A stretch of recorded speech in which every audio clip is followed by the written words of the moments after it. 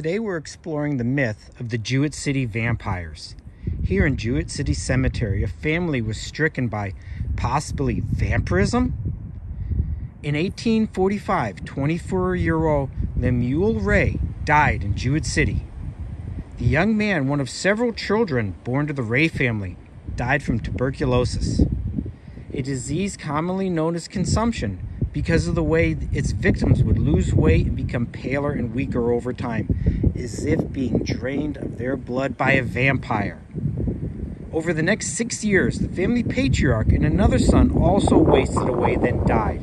When a third son, Henry, started to waste away from the disease, the family became convinced that their deceased relatives had become vampires and had returned from the dead to slowly drain the life away from their living brethren.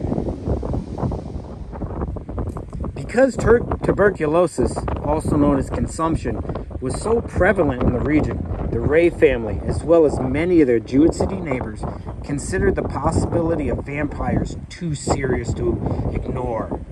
Fearful, they took drastic measures to put an end to this community threat. In May of 1854, they exhumed the bodies of the recently deceased Ray family members and burned them before returning their charred corpses to their graves in hopes of preventing other vampires from rising. In the 1990s, Connecticut state archaeologists studied a set of accidentally uncovered 19th century remains in the Jewitt City family graveyard that also showed signs of being tampered out of fears of vampirism.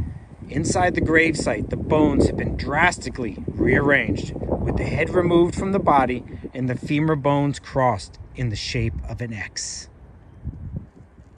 From the Ray's family perspective, the anti-vampire tactics had worked. Historical records show that Henry Ray Nelson lived for many more years after first contracting the disease. For the Jewitt City community, the danger of vampirism had passed, at least for the time being. And here they lie, the Jewitt City vampires.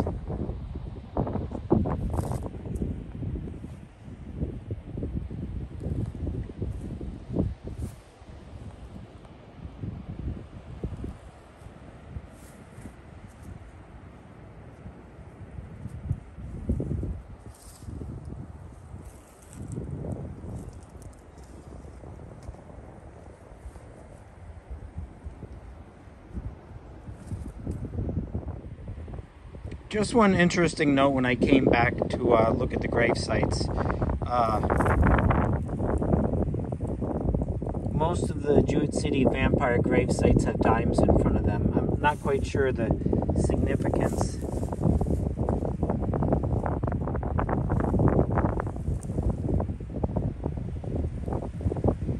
This one has a penny.